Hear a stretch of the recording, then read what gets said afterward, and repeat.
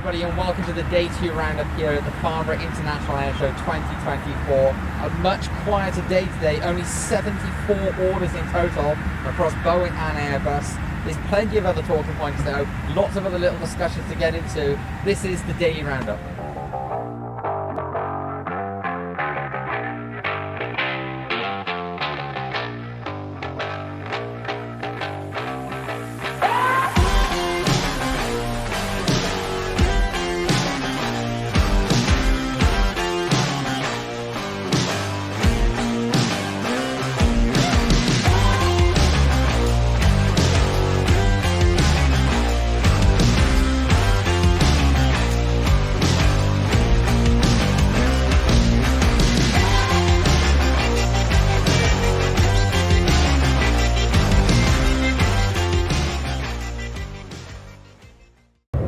Hello everybody and welcome to the show. I'm your host Tom and I'm joined once again by our Editor-in-Chief James Field. And James, so much to discuss I guess here on day 2. Not as many orders as yesterday, a much quieter day in terms of the order counts. But let's get straight into it. I think no real surprise, of course we've seen a 777X order today, or the 777-9 for Qatar Airways. 20 aircraft, what are your thoughts on that? So obviously it's a continuation of the existing order books within the Qatar Airways portfolio. Within that, it doesn't really come as much of a surprise because airlines in the Middle East like Qatar Airways, Emirates and others, they're constantly ordering more aircraft and are wanting to kind of expand further globally as well. Yeah, and of course the 777-9 for Qatar will be the only aircraft, which they've confirmed today, that's going to feature their next gen Q suite, which we've been fortunate enough to have a look at today, so everyone can be able to see the images on their screen now. Interesting, really. They announced it obviously yesterday on day 1, but we didn't manage to sort of get this. We've had a look at it today. Very impressive little product. Yes, it is. Yeah, I mean, Q Suite was already a very impressive product, and with Q Suite Next Gen, with the 777X and with the additional space inside the cabin on that aircraft, it's going to be quite something.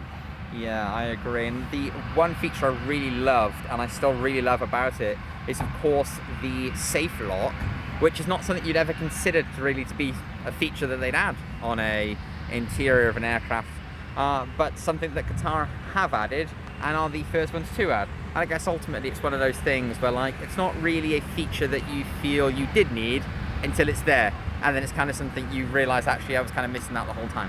Yeah, absolutely. I think also what we've seen at this air show has been very much a more stricter approach towards a higher standard in terms of business class cabins, as we've seen in the Virgin A330neo behind us, on the Air India A350, which we've also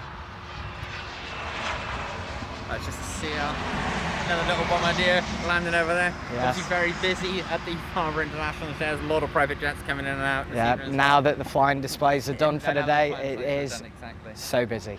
Yeah, but you are right though. There has been a real focus on these new cabins, that premium feel. It's sort of everywhere to see really, and it's interesting. That's kind of been the main focus, I think, of this air show rather than orders itself. It's kind of like the airlines have now looked at the situation and gone, okay, it's time we start investing in our customers. And coming out of COVID, yes, they're expanding their fleets, they're expanding onto new routes, they're adding a lot of new features, but there's a real focus to engage with the customer more, pick up the customer standard, improve everything. And I think we're seeing that really across the fleet of all airlines that are here today. Yeah, I agree. I think ultimately what we're seeing now is post-pandemic. At first it was just your standard conventional economy travel that has been coming back, and now that we're a few years past the pandemic, IATA and all the other bodies always said that premium offering corporate travel was always going to lag behind that, but it will recover. And that is possibly what we're seeing at this air show now through this focus of new business class products, first class products, and things like that. Yeah, and of course the most important note really I think of the day, sort of moving on from the cabins and the interior upgrades, is we have seen Airbus have come back absolutely swinging in terms of orders. A really impressive large order today, a total of 32 aircraft orders from Japan Airlines. The order was for 20 A350s and 11 A321neos. Now it's worth noting to any of our eagle-eyed viewers out there, they had announced this order as an MOU back in March at the IATA conference. However, at the IATA conference they mentioned it would be an order for 21 A350s. The reason they've only announced 20 today is because the one on order is set to replace the one that of course unfortunately crashed in January at the start of the year, following that really sad incident that took place when it collided with another aircraft. But that is of course where that extra one has come from. So it's 20 brand new A350s that are joining the Japan Airlines fleet and the 11 A321neos. Any initial thoughts on that? Of course, my question really around that would be the fact that the A321neo, they have confirmed, is the selected aircraft of choice to replace the 767s. Yes, I think it was always going to be a natural replacement aircraft, because effectively with Boeing not having any competitor to the 321neo in context of the 757, the 767, it was always going to be a closed book for Japan Airlines. But I think also because of the relationships that Japan Airlines have got with Airbus, but also Boeing as well, it comes as no surprise that after yesterday's order, of course they were going to go over to the European plane maker and order some more airplanes. Yeah, I think what's really important is what we sort of see there, and I think what we've now really got as a confirmation, if there was any doubt from anyone, is Boeing have really suffered in that decision they made all those years ago to not attract that new middle market aircraft.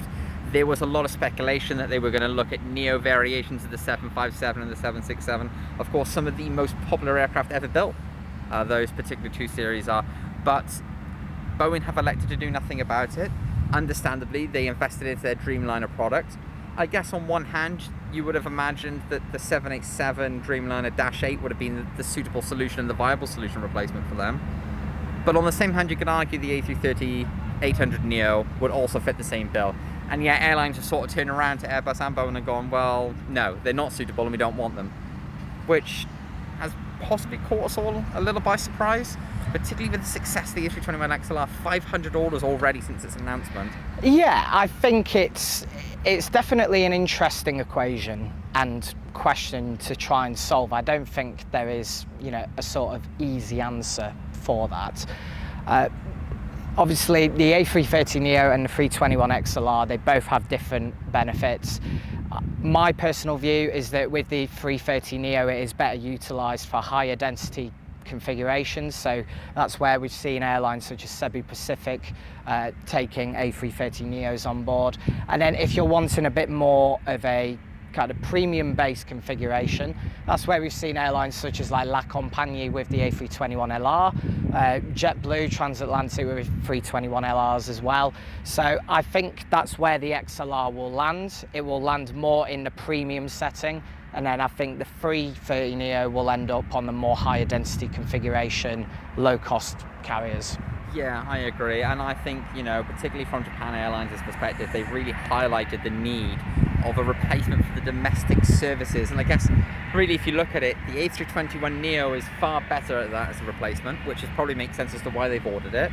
But I would say, as a caveat into this, they did confirm that there were options inside of that contract to have them converted to A321XLRs. Another aircraft departing in the background there, so it's obviously a little bit noisy if you can also hear me. But yeah, so that's an interesting dynamic. The A350-900s, I'm surprised they've gone for them. I generally was thinking that actually expecting to see order the 1000. Of course, they are all going to be deployed on Japan Airlines as international services only. They did confirm that today. I would have expected the 1000 to be ordered. Does that surprise you that they've gone for the 900? Yes and no. Obviously, Japan Airlines, I believe that they do have Dash 1000s on order, and I believe they may have some already. Not too sure on that, but it's one of those where I think the 350-900, it's obviously got better range. than the standard Dash 1000 if you're excluding ULRs. So I don't think it's at all surprising that they've opted for the 900s. It's an aircraft that they know well, and they know that they can place on the best networks for their passengers. So yes, it is surprising, but also not so much. Yeah, I guess that's true. And of course, the A350-900 is a mass customer favourite. That has been pretty much abundantly clear throughout, despite the somewhat engine issues that have plagued it moderately, really. There was obviously a lot of talk. We still have no real confirmation. Even after we mentioned yesterday, if you tuned into yesterday's show, we mentioned that the CEO of Airbus had gone and been seen speaking to Rolls-Royce. There's been no official confirmation or communication in any regard as to what was discussed there. Potentially look at an engine fix, or was that more of a, look, we're going to give you a period of time to get this selected, or we're going to look at another engine option, and maybe Pratt & Whitney are thinking, right, here we go, this could be our opportunity here to grab onto those A330neos and those A350s. Yeah, again, it's such a difficult situation for manufacturers to be in, because obviously Pratt & Whitney have got issues of their own at the moment with engines for the A220, 320neo, 321neo. So I personally believe if Airbus have gone to see Rolls-Royce, it will be more to see how they've got along with the Dash 1000 engine durability issues, which is something that the likes of Emirates' Sir Tim Clark has, been very keen, to mention before placing an order for the Dash 1000. Yeah, it's interesting. It's very interesting. And of course, now moving on to the third of the main manufacturers that are at the air show, and that is Embraer. Now, normally what you expect to see with Embraer is they tend to host all the media in an hour slot. They get all their orders out and done and dusted within that hour, and that is genuinely what we all had expected today. However, as it may shock, well, I think it really has caught us all off guard, but there is not a single order for an Embraer aircraft, and it doesn't look like there's going to be anything announced at this air show for them, which is, I want to say, moderately disappointing, but probably more so disappointing for Embraer. Perhaps the E2 market's not as in demand as they initially anticipated right now. Yeah, I think it very much caught me off guard when I attended that press conference because I was expecting some orders for the E2, maybe some for the E1 program as well. And yeah, instead, Ian Meyer basically went through a kind of highlights reel of what Embraer have achieved over the course of 2024, whether that's new improvements being made to the aircraft, such as better fuel burn, the new takeoff system, things like that. So yeah, it was a bit surprising, although Ian Meyer did say that there are E2 orders on the way and that they'll be announced throughout the course of this year. But again, it was a very good opportunity for Embraer to shine, particularly with the significant presence they have. You might not be able to see it, but it's behind the Virgin 330neo and JetBlue A220. So yeah, it was a bit disappointing, but I feel with the strategy that they've laid out between now and 2030, they aim to become a $10 billion revenue company. So I think their priorities are clearly elsewhere at the moment, and they seem to be in a comfortable enough position backlog-wise. So maybe it's not all doom and gloom. Yeah, it's interesting that you mentioned the backlog, actually, because I think that's a point that for me personally kind of really caught me off guard the most. Embraer very famously, have always sort of not per se used it as a stick to attack Airbus and Boeing with, but have been really proud of the fact that they have such low backlogs for orders on aircraft, which in the past, of course, you saw KLM really enjoy that and therefore actively encourage their city hopper replacements, go for the E2s and put large orders in. But they sort of seem to be using their backlog now as kind of like a, hey, I know we're not announcing them, but don't worry because we've got loads of orders in the backlog. So it's kind of almost a 180 in the approach, really, I guess, from Embraer. Yeah, I think ultimately what we sort of predicted, on the Aviation Source website to, yesterday's kind of recap as well, it is surprising, but I feel Yeah, I feel like they're taking a change in tact to attract future business. So focusing on improvements to the E2, the E175E1 particularly as well. There's a loud helicopter just about to depart Farnborough. So yeah, I have a sneaky suspicion that their strategy will work, this whole new strategy that they've got. And I think for them, as long as they've got a healthy enough backlog, they're not going to go out of their way to announce orders, because orders have been sporadic throughout the course of this year. One notable being with Mexicana for 20 E2 aircraft. So yeah, I personally think they're just in a comfortable position, and that's what kind of exuded to me in that press conference, was that they're comfortable where they are. Yeah, I think that's a really fair assessment. And of course, I think it's well worth touching on. It would appear to the outsider, and maybe to us that aren't so in the loop with Embraer, the A220 continually is still a problem that's plaguing them in that market. Obviously, the A220 really attacks the market. The Embraer built the E24. And another jet goes by.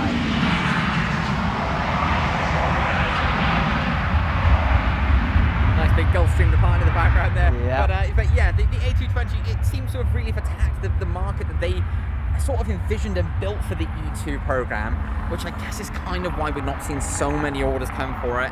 And that's not to say the E2 program is by any means a flop. It's definitely not. It really is an interesting product. We were lucky enough to view it today. We've been on board the E2 prototype, the Prophet Hunter. There'll be footage of that up on the screen now for you all to see. Interesting cabin layout, very spacious. Nice features, really enjoyed the way the overhead bins opened and the way they weren't in the way really of head height.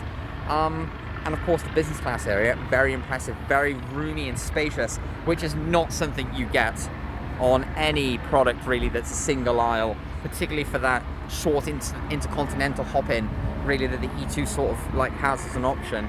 But yeah, overall I'd say very impressive product. A220, obviously still an issue for them. They obviously need to find a way to either market around this problem, or they need to sort of adapt the E2 and the E1 to directly compete against it. But at this moment in time, I think they're going to struggle, particularly as we all know, the A220 does have the ability to do steep takeoff and landings, which makes it viable for London City, something that Embraer for recent years had complete domination of.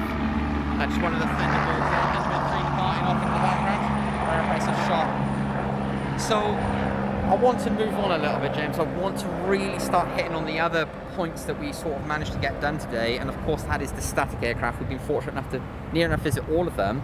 I'm going to start with the one behind us, the Virgin Atlantic A330neo. You were joined by Shai Weiss, the CEO of Virgin Atlantic today, and Christian Scherer, who's the commercial director, the CEO of commercial director at Airbus, and in charge of really pretty much in charge of all their sales. Very impressive, of course. They announced the order for the Neos. What were your initial thoughts on the product, the Neo design, their multi-billion pound investment scheme? Yes, so ultimately the 330neo cabin is just a work of art. I cannot fault it one bit. 32 upper class seats with 2 special retreat suites, so kind of similar to what Qatar Airways do in their Q suite, where you can either invite a guest to your seat, so you could effectively eat as a table of 4, and obviously it's a brand spanking new aircraft, only 5 weeks old. The A330neo currently serves New York, Boston and Tampa. And in terms of the order for the 330neos, it's something that completely makes sense for Virgin Atlantic. They firmed up for 7 more units today. Deliveries will begin in 2027 and are expected to be completed in Q1 28. However, they do also have additional purchase rights for, I believe it's 9 more aircraft. But at the moment, Shai Weiss says by Q1 2028, there'll be a fleet of 19 A330neos, 12 A350s and 14 787s within that. So it's been very much a sort of growth and replacement order going on at the moment. As a little fun fact as well, over the last decade, Virgin Atlantic have spent over $17 billion on their fleet. So whether that's for replacement, addition, it is quite an incredible feat. And it was a stat that came because nowadays at air shows, list prices aren't really released, and it was quite the statistic to come out of that. Yeah, I think it was really impressive, and it's also really impressive to see Virgin Atlantic really sort of build on that relationship they have with Airbus. They were, of course, in my opinion, they were very stung years ago when they retired the 747s and they ordered the Dreamliners, plagued with issues, grounded for months. And I think that's probably ultimately what's led them away from ordering more. Is a Venom going by? That's sort of what's encouraged them to go for the A330neo. An aircraft that's been, for the best part, very reliable for them. Serves the markets they want to serve, fits into all the airports they want to go into, and its size as well is what I think made the A330-900neo so popular, as opposed to the 800neo. Of course, the main issue is they have the same wingspan. So if you're sort of looking at it on an aspect of, well, why would I get the 800neo? Well, it's kind of just got a cheaper price tag. And so if you're an airline that's operating to airports that need smaller winged aircraft, well, the 800neo is kind of just lost, which, you know, it kind of leaves it in this like no man limbo land. But I don't want to get too much into that because obviously we've got to focus solely really on Virgin Atlantic. But I don't think we'd be shocked with those 9 options. Potentially could be A350s because they are looking at expansion. You said yes. Great slots. Yes, so there's a range of things going on with Virgin at the moment. So Shay Weiss did confirm that it is extremely likely that the options for 9 more A330neos on top of the 7 would be exercised. He didn't really give an indication into whether more A350-1000s would be ordered, but I think ultimately it's all part of gradual growth, and they are seeing the returns on that. For example, in June, 55% of the airline's total revenue was just from the United States itself, and within that, Virgin is already up 10% compared to the same period last year in terms of revenue, traffic and things like that. So it is very much a gradual game that Virgin are playing, which is why you see a modest order like that, and it is a good strategy to follow, and it is also testament 40 years on why they're still in business. Yeah, exactly. Yeah, and of course, the major talking point from Virgin as well, just sort of ran this all up, is they did sort of confirm they were going to make more of an effort to attack the Indian market, which is something you mentioned.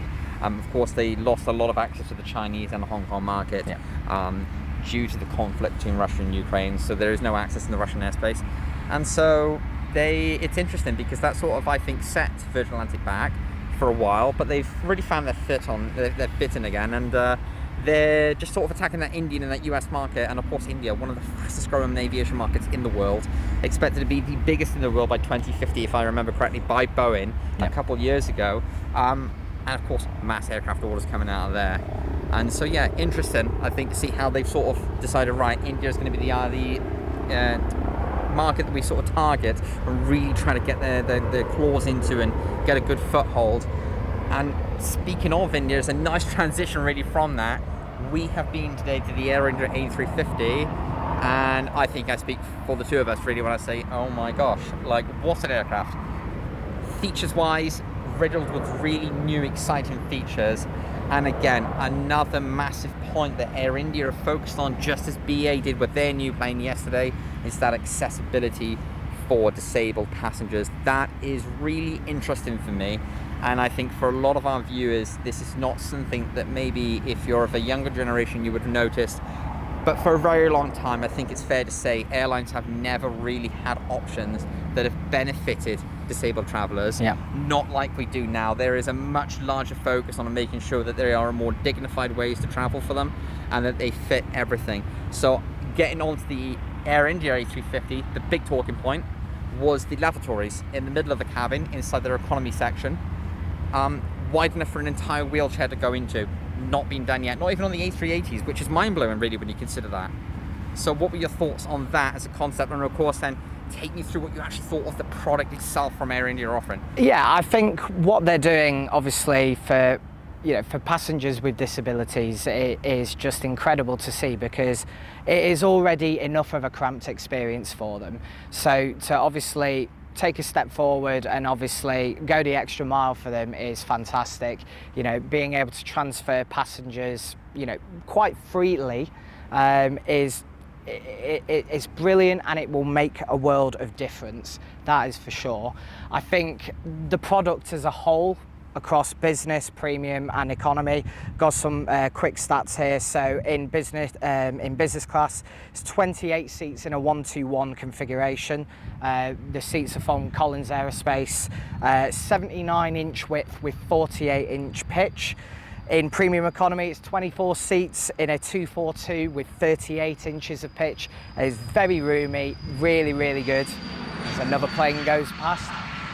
And then finally, in economy, it's 264 in economy, using the 31-inch seat pitch on the Collins Aspire in a 3-3-3 configuration as well. I think just across the board, especially under the VHAN AI transformation plan, it is very clear that once Air India starts retrofitting aircraft to products of that kind of similar caliber, then I think, kind of like with what we mentioned about British Airways yesterday, they will become a legacy carrier of the ages once again, as they used to be over the years. Yeah, I think that's a really fair assessment, and of course, really cool features as well, sort of add-on to additions. There were a lot of interesting little unique twists and changes that Air India have added to their A350, which we as Europeans will have never seen before, and I can safely say that. The big change is in the business cabin. Now, of course, as we was previously mentioned, they have the side-by-side seating in a 1-2-1 configuration, but what was so impressive is the design of these sort of pods. Is they've added the ability to attach a bassinet on the tables, on the armrest tables between the two seats, so families traveling with small children can securely fasten them to their own seat, essentially. And I think that is incredible. That is the first time I've ever seen anything like that on an aircraft. And again, it's one of those features, you don't think you need it until it's there. Yeah. And that clever ingenuity, I think, is what's going to give Air India the edge in the market right now. Of course, Indigo Air are also looking at ordering wide-body aircraft, potentially going to start looking at expanding their services out of field. But from what we understand right now, it's going to be an old 777-200 LRs they're looking at, and they're predominantly for domestic services. But yeah, and going back to the Air India A350, the other thing I really liked, and I'm sure you'll notice that you enter the business cabin, there is no overhead bins in the central area. So it is just side base overhead bins. And my gosh, does the plane feel big for it. It really feels open and airy and spacious, almost like the 777X display that we witnessed yesterday. Yeah, I think ultimately what we've been seeing at this air show have been different sort of uniquities within each product. And I feel like going into the future, that is going to be what will be the foundations or a battleground for such differentiation. And it is going to be interesting and exciting to watch. And I think, again, as another plane comes by, Air India, they've definitely exceeded the expectations of what I thought would sort of see in that aircraft. Yeah. And again, it's just very, very impressive, and it has been a common theme across this air show so far that the product offerings that are being unveiled, announced, shown to the media, shown to trade visitors, it is extremely impressive, and it gives me a sense of huge excitement and optimism for what the industry is going to look like 5, 10, 15 years down the line. Yeah, I agree. I think there's a lot of excitement coming up from what we've seen cabin-wise and passenger experience-wise so far here. And I think that probably about sums up, really, what we've seen today. And of course, that does neatly wrap up our second day recap video. Not as much in the order front, a little bit disappointing, I think. But then again, probably not a surprise. There were a lot of orders at the Paris Air Show last year. Backlogs are insanely large for both Boeing and for Airbus. Of course, Boeing plagued with their own issues, Airbus plagued with production problems. Yeah. So it's unlikely you're going to see airlines continuously order, because there is no real benefit to it. Like, traditionally, how it would work is you would see an airline order 400 or 500 planes, because that would set them up over a period of time, be getting planes periodically to retire aircraft. And of course, now, because all the airlines have done that, any airline looking to order an aircraft is kind of stuck at the back end of that. So we'll see. I think it's unlikely we're going to see any other large major orders, but of course there are rumors circulating that Turkish Airlines could be about to announce a major order. Now we think this could be coming back from their IATA conference in March, where they announced a large, 600 aircraft order? Yeah, so it was at the IATA AGM in Istanbul, I believe it was last June. So this has been a culmination of discussions that Turkish Airlines has been having with the likes of Airbus and Boeing. We're expecting anywhere between sort of 400 to 600 aircraft ordered. Whether it's going to be unveiled at the Farnborough Air Show, we don't know, but there have been indications of that, so it will be something that we'll keep an eye on. But again, speculation and rumour can be very rife around an environment like an air show, so stay tuned. Of course, and as that plane departs, I think that neatly rounds us up here. So I just want to say from myself, Tom, and for James, thank you so much for tuning in today. And of course, it's really important to mention as well, we are still running our giveaway, which we mentioned yesterday. The link is in the description below. We are giving away up to $2,000 worth of flight vouchers. Please be sure to enter that. Don't forget to subscribe. Leave your comments below the video as well. Tell us what your thoughts are. Like, we'd be keen to know how you feel orders going to go, what you think of the new cabin revelations that you've seen on the video today, and of course, what innovations would you really like to see airlines sort of go for? And I think that is the most integral part, really.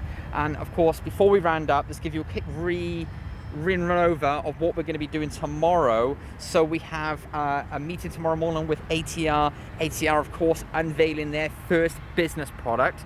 I did get a chance to preview it slightly today. Very impressive. We will, of course, go into all the details about that tomorrow. And I think, for now, I will wish you a very pleasant evening, and we will catch you again. Goodbye.